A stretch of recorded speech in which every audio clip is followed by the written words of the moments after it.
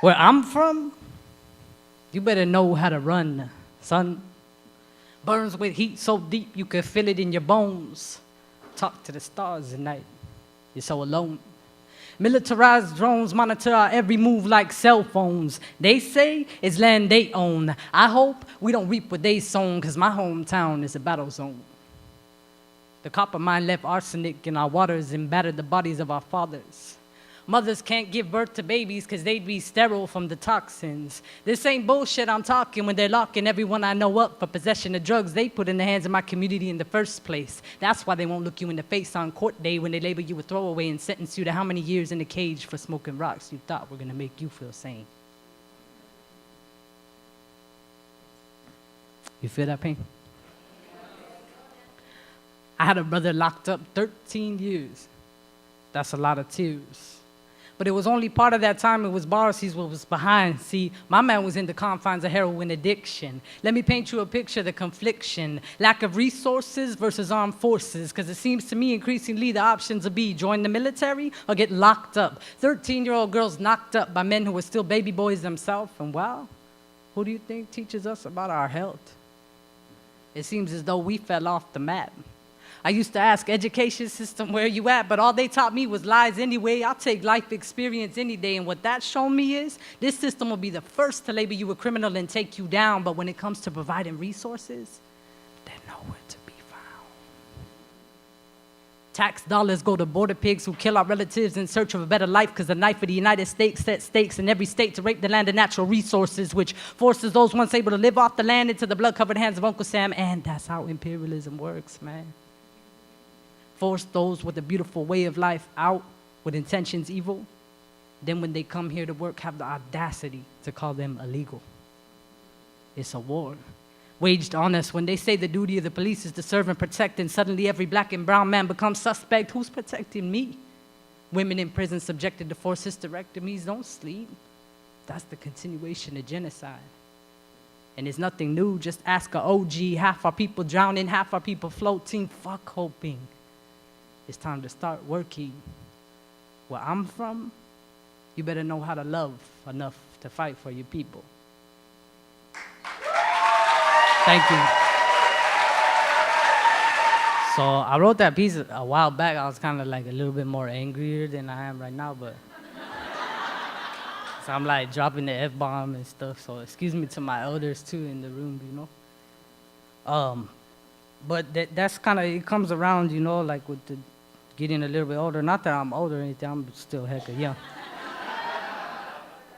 But I've been blessed to have people in my life, you know, people that are older than me to kind of look after me and to put me in my place too. And so that idea and understanding of hope has changed for me too, you know. I guess like a lot of us go through a like angry militant stage too, which is good and valuable. But then too, like you learn, you know, to like expand and see all the places for everybody in that and how we need all of those different sides to it. So anyways, I just wanted to share my story. I'm from a little place called Ajo, Arizona. I don't know if any of you guys have heard of it. There's like one person. Probably my compañera too. I made her go there. Anyways, so I wanted to dedicate this next piece to my elders, the people that came before us, you know, queer and straight, but that have laid the path for us to be here today. And the ones that are living and the ones that have passed on too. So I dedicate it to my auntie, she's over in Arizona, and then to my big brother too. I lost him this year, his name is Benito Hernandez. So I feel sometimes alien in this world, sometimes flailing in this world of water hoarded in desert droughts, deserted without a doubt. This nightfall is never ending, bending in my creases, attempting to be like the breezes, adaptable. See, I could rap the whole life story to leave glory behind and find peace in this period of chaos. Lay off the crack of mental fucking self. Walk the streets stealth cause I'm a natural, but time is always ticking. Politicking with my mom, my auntie. Life consulting, I'm revolting with the OG.